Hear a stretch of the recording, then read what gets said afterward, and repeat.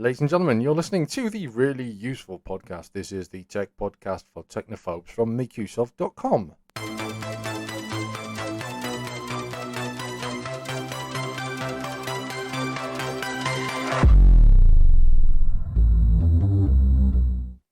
My name is Christian Cawley, and I'm joined by Gavin Phillips. How are you doing, Gavin?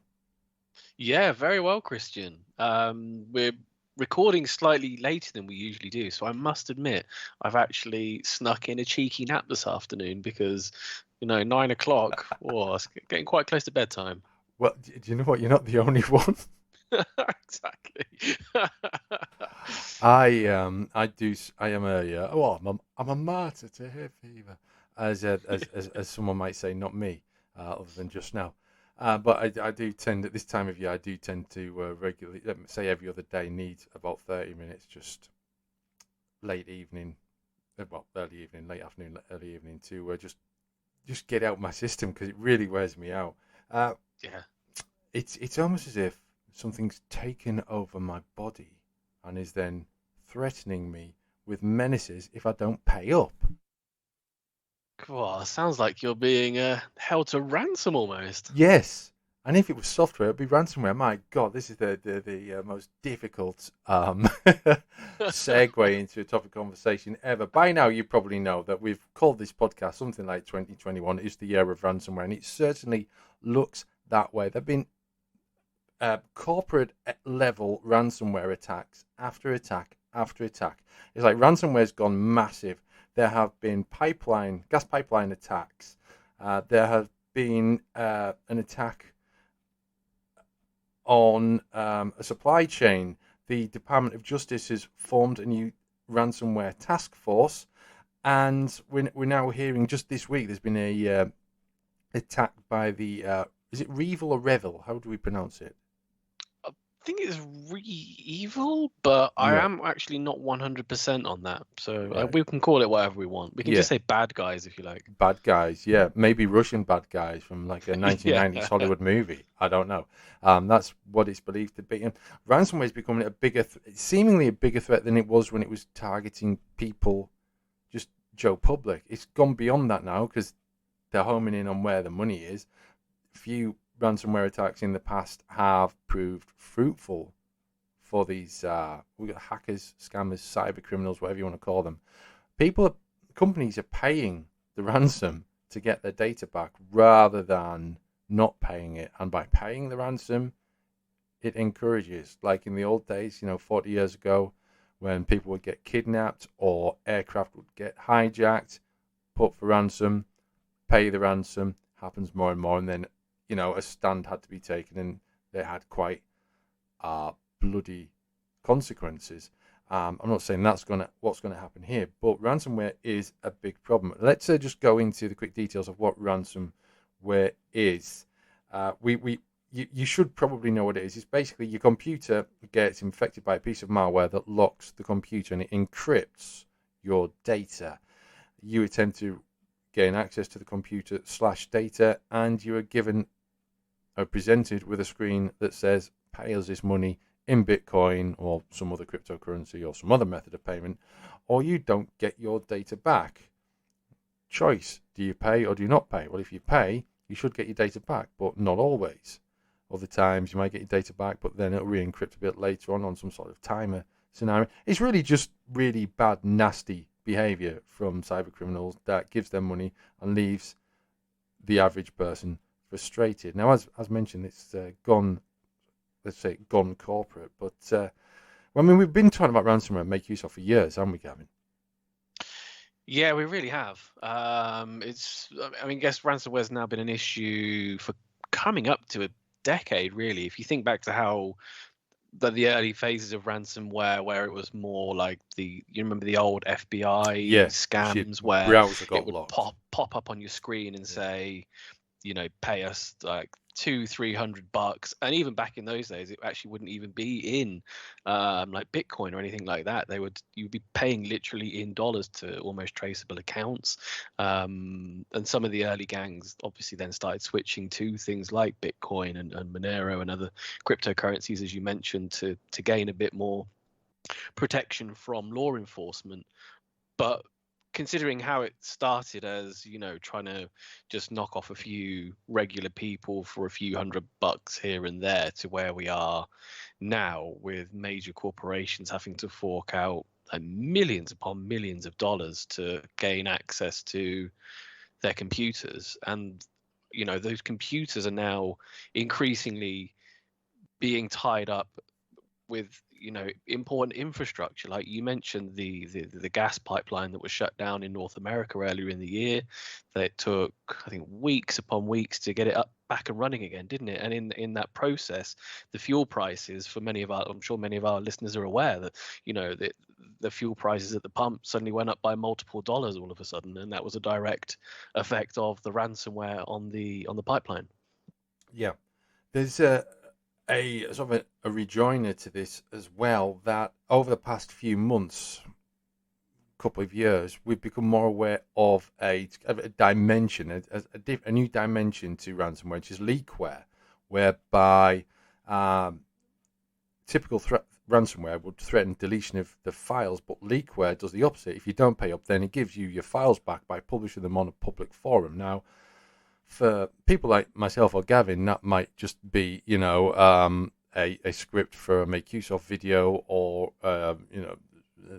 the drunken scrawlings of a lunatic who thinks he's a literary discovery in waiting. Hello, but if this is corporate level, or if this is kind of health organization level, then this could be absolutely devastating. Yeah, 100%. Like we said, the level of people that are now getting hit with this sort of stuff, my God, you can only imagine, if it hits government officials or something like that, someone high up in organization, that's going to be absolutely devastating for more than the organization as well. It could be devastating for the people associated with it, infrastructure, all of these things that are tied in together. Now, there are ways around ransomware, which we'll come to later on. The solutions are kind of a little bit, it's often a kind of a mix and match process of resolution, which isn't good. But it is interesting to know that security groups that can fix ransomware, at least they're being kept in work. I think more than work, maybe. Well, it's a bit like builders going back to work after the lockdowns and saying if they didn't have to stop working, they could work 24/7. Yeah. But you only have to look at some of the recent incidents as well. So when a ransomware incident hits in a really, really big way, the most people hear of it, if you're not involved in it, is that you'll see a headline. But the reality is once the ransomware attack hits a business, organization, a government, or whatever, the wheels of cybersecurity were into motion really quite fast, trying to stop the spread of the ransomware to other servers or other businesses or other organizations. So earlier you mentioned the attack that took place preceding the weekend preceding our recording. This is where are we? Monday, the 5th of July. Yeah. So over the weekend there was the Caser ransomware attack, which was a supply chain attack. So they infected the company to then go on and infect other companies. A bit like a supermarket. If someone poisoned something, for instance, in a supermarket warehouse, and it was then distributed through to all of the other supermarkets in the area, it could result in thousands of victims. And this is exactly what's happened with that ransomware attack, claiming thousands upon thousands of victims and supposedly up to 1 million computers all infected. Yeah. Now, we've had a look at make use of on the very cybersecurity trends to watch out for in 2021, and it strikes me that this is actually two attacks in one, basically, two vectors of attack. This article lists coronavirus-related attacks, increase in ransomware attacks, the rise in social media threats, and supply chain attacks. So, these are two distinct attack types that have been combined into one new attack, which if this keeps happening, people start, cyber criminals start combining various types of attacks. I don't know. I mean, I don't want to say it's going to get into Die Hard 4 territory, but it is quite scary, isn't it? Well, you remember 2017, was it? WannaCry? Yes. So that took the world by storm, and that was a ransomware worm, which was, I mean, not unheard of, but extremely, extremely rare. And when that released, that was like, whoa, these criminals are insane. And if they're going to start combining things like ransomware with a worm in terms of computer viruses just replicates itself and tunnels wherever it wants to go. So in that case, the infection just swept the world within hours. It was one of the fastest things that people had ever seen. So, as Christian rightly said, when people look at the criminals combining these attacks, it really raises the stakes a bit, I think. Yeah, definitely. And if you haven't seen Die Hard 4, apologies for that reference. You should. It's a good film. Enjoy it. Yeah. Don't go on to Die Hard 5. Don't do that. Public service announcement. Don't do that. Now, we mentioned larger organizations being the key targets here. Now, an interesting thing that we spotted at from the Baybook. Is it Baybook or Babook? I'm terrible pronouncing things these days. I would go for Babook. We'll call it Babook. Ransomware. According to a self-published post from Babook Locker at raidforum.com, where you'll find the post under the username Bieber99, Babook does not target hospitals, non-profit, small universities and colleges, or company whose annual revenue is under $4 million. Seems like a bit of an arbitrary cut-off. It does, doesn't it? Why 4? Why not 10? And as long as they get into the computer and check the accounting, carry the one, all that sort of stuff. Well, actually, no, we are laughing about this, but there has been an increased sophistication from cyber criminals over the years, and we do know that they do take time to target particular companies, don't they, for standard hacks. So it's perhaps not beyond the realms of possibilities that they might do that. No, absolutely. I think the idea that ransomware is, kind of pay and spray, just hit whatever target you possibly can. It certainly holds up in one sense. They have the huge spam networks which are regularly sending out infected emails. Every single person gets heaps of spam, I'm sure. Some of it is undoubtedly malicious, and some of that malicious mail will contain ransomware.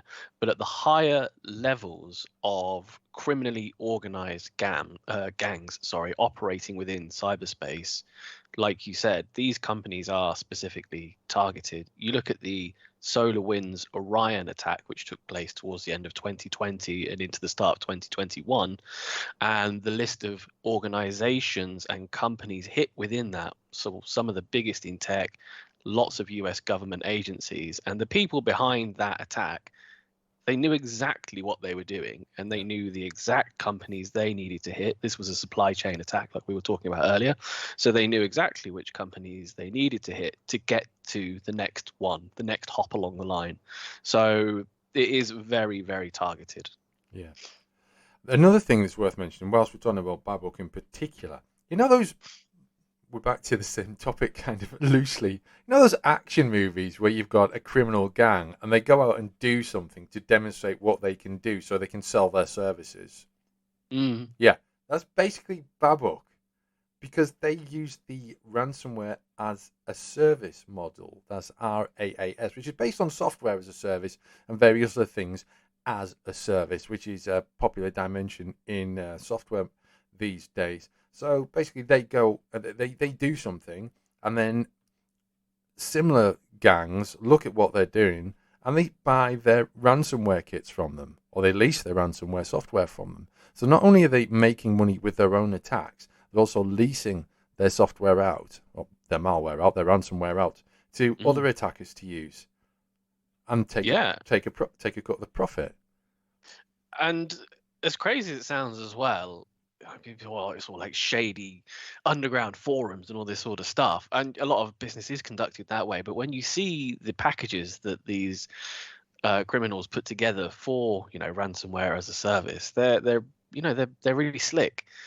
These guys are quite clever. They Oh can yeah. operate these massive botnets and all this sort of stuff, and lots of them are talented programmers. So it's not like it's like a bumbling old bit of software that you might felt like came out of like Windows 95 or something. It's a high-end web Totally. portal that, tracks all the income, targets that are being hit, shares of profits and all this sort of stuff. It's, Yeah. Yeah. it's one of those ones where you look at it and you're like, oh, it's really, really horrible, but also that's quite impressive. Yeah. I mean, it's not Fat Tony from The Simpsons, is it? No. These guys know what they're doing. They're super talented. Back to Babuk. They posted a message for journalists. I'll start this off for you. We are the Babuk team, and we are always improving our software. Not so long ago, Emisoft found a bug in our ESX descriptor. It broke some VHDX disks of the VMware hypervisor. We immediately corrected this error. Now, they're faster than Google and Microsoft at patching their own software. It's these are sophisticated programmers with skills that they're happy to sell, clearly. And I don't know what the salaries are at Microsoft and Google, but I imagine these guys are probably earning at least as much as some of the top flying programmers at big sites. Definitely. I think as well, like the statement itself is quite interesting, isn't it? Because it's so much as well showing the care and dedication of reputation Yep. and protecting the reputation of the product, like any other major business would. They put the front foot forward, make a proper statement, and announce to the world that we're fixing our issues, we're doing it properly. But it takes us back actually to a point you made earlier, was like ransomware operators that don't deliver the decryptors once the ransom is paid. So once the knowledge gets out that a ransomware operator doesn't deliver the key to unlock your files, there's no point in paying it. No. So them actually providing a decent service within the ransomware, like the Babuk team are obviously doing, is actually kind of vital to their operational model, which is wild in itself, really. Yeah, it is. I'm going to make another Hollywood reference here. The Jurassic Park movies, the first one in particular, in Jurassic World, where they've got a programmer who's clearly mentally unwell, passionate about the software he's created. That's what you've got here. I feel it's a Unix system. Yeah. But the guy who's actually developed the software, he's the only person who can use it, isn't he? So, and then by chance that she recognizes it. But that whole sort of slightly deranged passion for the software they've created in a kind of in the way some of those West Coast developers in the 1980s working on the Amiga and the Atari were kind of they were really, really hardcore into what they were doing, and they were changing the world, and they really believed in what they were creating. Hello, ransomware developers. That's these guys. Yeah, is it one and the same, part and parcel? I think it's just the love for money. I think there's the same mindset in there, and obviously a fondness for greenbacks, yeah, or Bitcoin. And we'll take a moment from our usual podcast proceedings to just remind you that the Really Useful Podcast can be found pretty much anywhere you find podcasts. So we're on Apple Podcasts, we're on Spotify, we're on Google Podcasts. We're hosted at transistor.fm, so you can find us there as well. We're also on YouTube and, of course, on makeuseof.com. Now, however you subscribe to the Really Useful Podcast and listen to us, it would be amazing if you could take a moment to leave us a review on Apple Podcasts. That will help us to find new listeners and take our podcast to ever greater heights.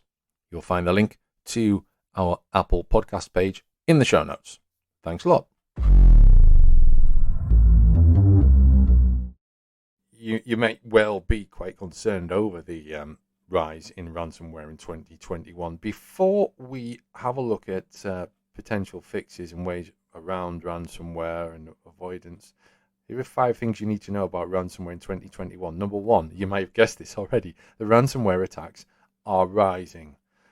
We've had the Colonial Gas attack, we've had the Irish healthcare system.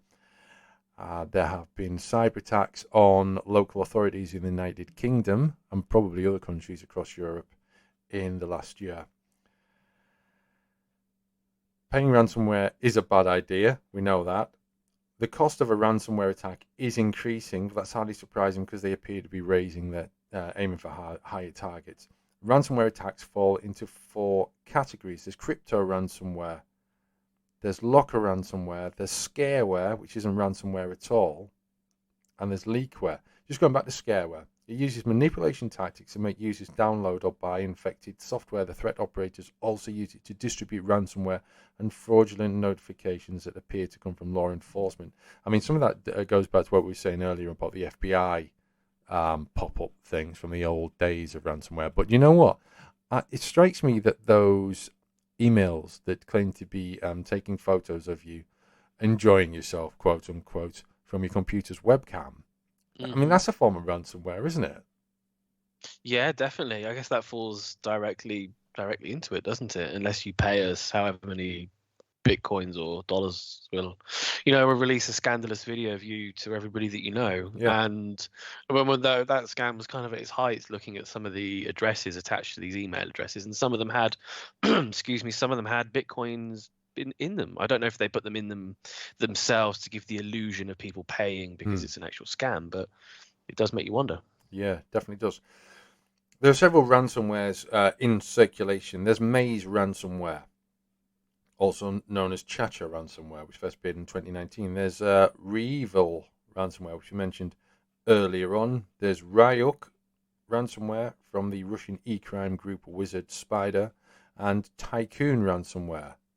There's also Netwalker ransomware. All ransomwares that you need to be on the lookout for. But of course, once it has got you, it's a bit late. You're not really going to care who's behind the ransomware too much, because you want to know how to get rid of it. And in 2021, Gavin, how easy do we think it is to get rid of ransomware? Oh God. It's actually a really tricky question. So much of it comes down to, of course, the type of ransomware you get infected with. Yeah.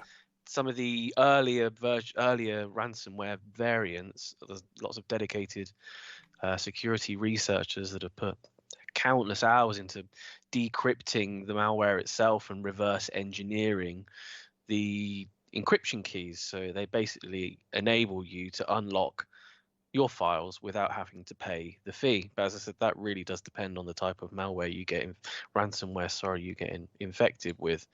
In 2021, if you get hit with a ransomware attack, there's a good chance you are going to have to be reaching into your pocket. And I know that the article that we just went through said stop paying the ransoms, but for many people, especially for regular people like you and I and our listeners, not paying a ransom is actually a very difficult decision to make, especially if the ransom is of a reasonable amount.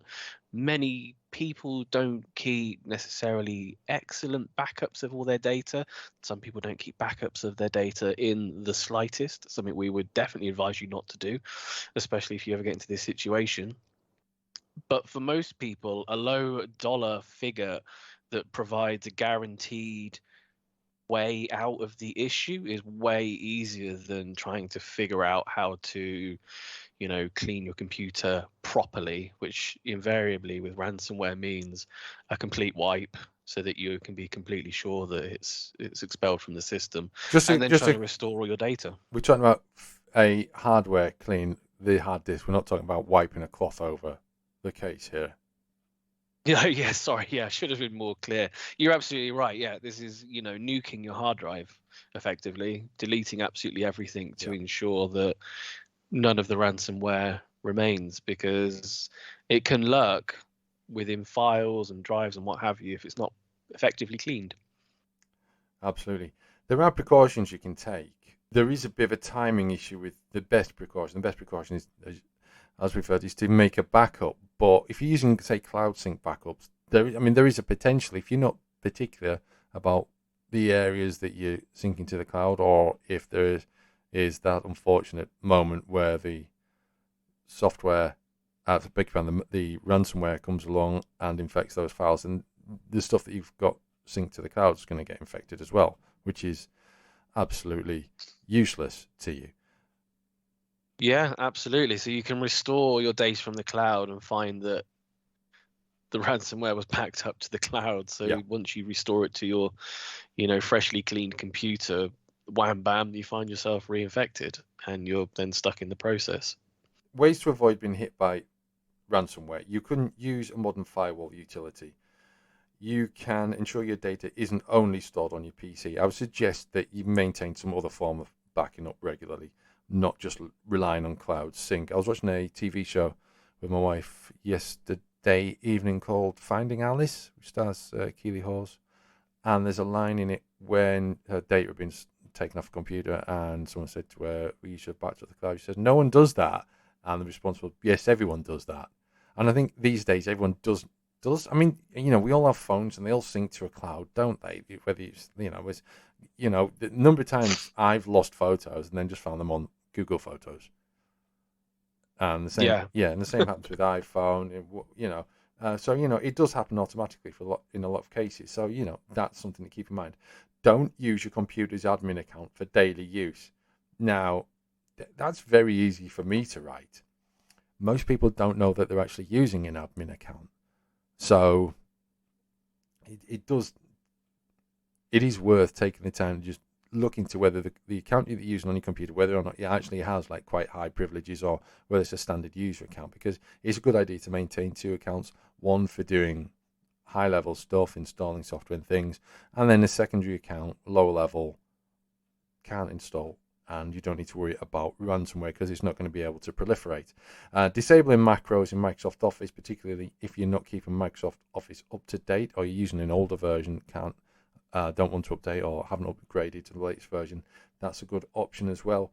And improving browser security and audit outdated and insecure extensions. Browser extensions, add-ons, they're also known as, are a very key way for ransomware and other malware to infect your computer. So keeping your extensions to a minimum and ensuring the ones that you're using are regularly updated is a really, really good idea. So many people, my dad has, I don't even tell you how many extensions he's running in Firefox at the moment. I don't even want to go there. Limit malicious ads and avoid dodgy websites. People still go to dodgy websites. It blows my mind. Was it you and I discussing this, or was it me and Ian discussing this a few weeks ago? Where's I sites? think this is you and Ian talking Yeah, about wearers sites the other yeah, week. Yeah. yeah. And things were completely different in those days, and you could go to these dodgy sites, and you'd get infected, but you wouldn't mind because you were getting free software, which obviously you shouldn't have been getting. It was completely immoral and wrong and dishonest, and no one should have been doing it.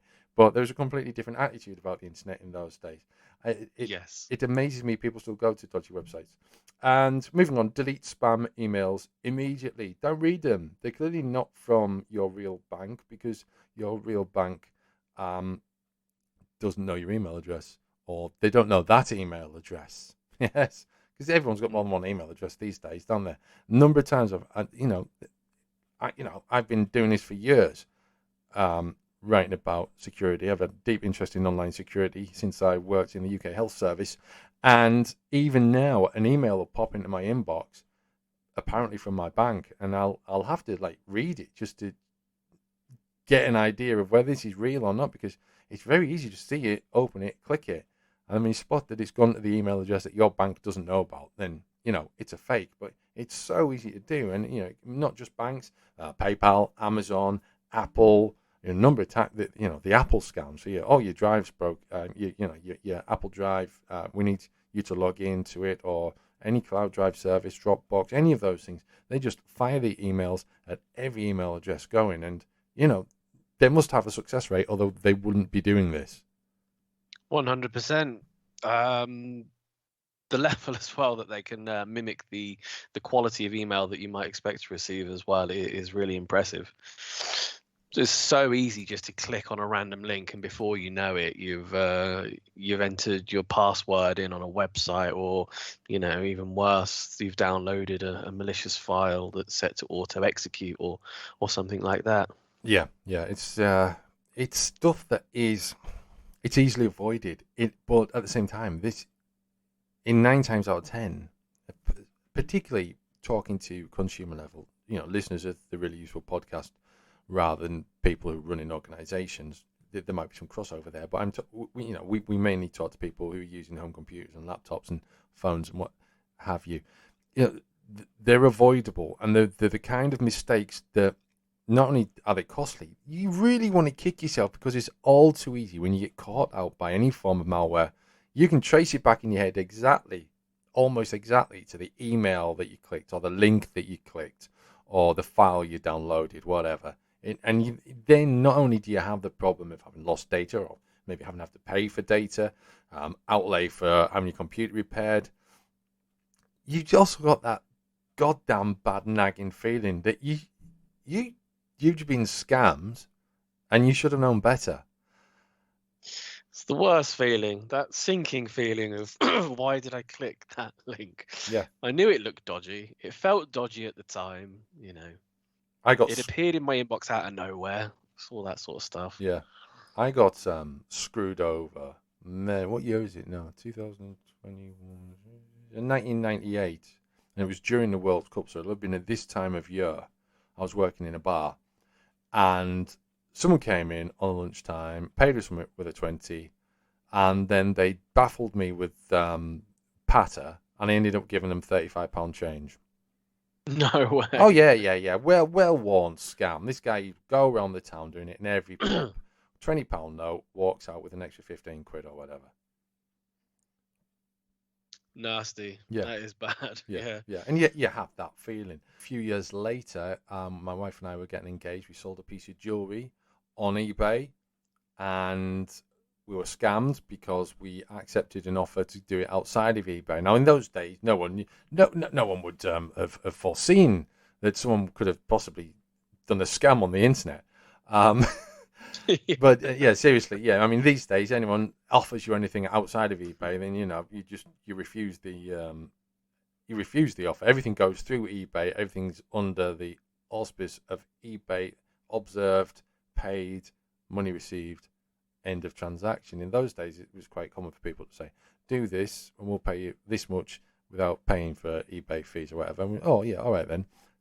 They sent money through a so-called escrow account, which wasn't a real escrow account. It was a fake website, fake everything. Never saw the jewelry again.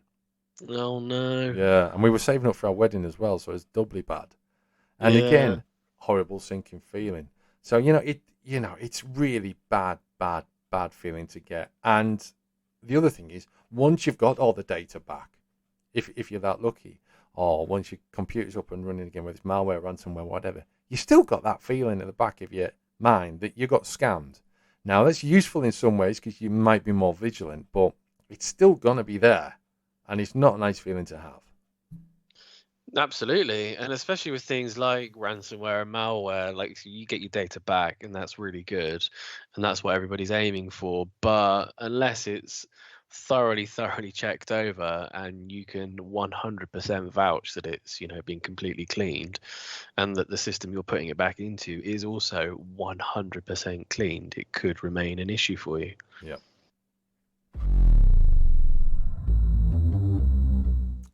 So we've looked at the increase in ransomware in 2021, and it's been going on for months. And I think really 2020 was an opportunity for ransomware developers to look at the situation, look at the changing world, and we're going to do this, this, and this, and they pretty much followed through on whatever it was they exactly decided to do. Ransomware also exists for home users. I feel as though the ransomware that we're seeing at the moment for home users is possibly coming to an end of its current generation. We have more and more equipment in our homes that could potentially be held to ransom. TVs, for a start off, running software like Android or WebOS, which shouldn't be too much for seasoned ransomware developers to deal with. That could be something to keep an eye on in coming months. TVs are a great way to flash up a ransomware warning, even a fake one, and say the content you've been watching is not approved. Yeah, God, the famous sort of lock screen of the skull and crossbones written in binary flashing up before your children's eyes. Yeah, definitely. Really So, crank the terror level up. Yeah, so that's something to come. And if no one's thought of that yet, I'm just claiming copyright on that, just in case. Ooh, where are your morals, Corley? But seriously, we've looked at home ransomware, we've looked at corporate ransomware and organizational level ransomware, government level ransomware. This is a threat going forward, and of course, ransomware that targets facilities and infrastructure. This is a problem going forward until services, Department of Justice, for instance, start dealing with this and putting provisions in place. And it's going to cost a lot of money to, I guess, ransomware proof and insulate the critical infrastructure against ransomware. It's a threat, and it's going to continue to be a threat, which is why those steps of vigilance that we gave you earlier, they can be scaled up to a kind of enterprise corporate level as well. If you are going to get targeted by ransomware, pray that you earn less than $4 million if it's from Buybook. But seriously, no, do take on board the tips and tricks that we've given you to protect yourself and insulate yourself. And if it does happen, touch wood, God forbid, you get attacked by ransomware and your data is locked, your family photos, your bank account details and downloaded statements and all that stuff, that it is at least a ransomware attack that you can recover from one way or another. Gavin, do you have anything to add to that? Yeah, I guess my parting point would be, adding on to what you said, if you do get hit by ransomware, the best thing to do is not panic straight away. As bad as the situation may seem to be, there are several decent services and organizations out there that can help people deal with ransomware. One of them, which is mentioned in Make Use Of's What is Ransomware site, is the No More Ransom Project.